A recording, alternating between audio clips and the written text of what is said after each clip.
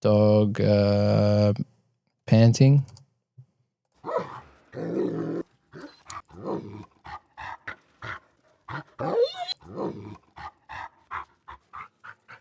So since it's a pug, we're going to raise the pitch. Let's chuck that in.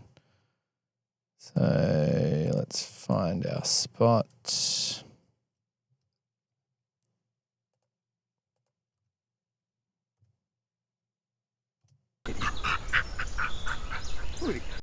That works well.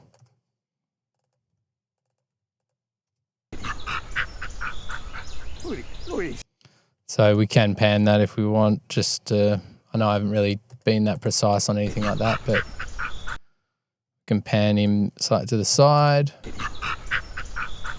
Look at his cute little face.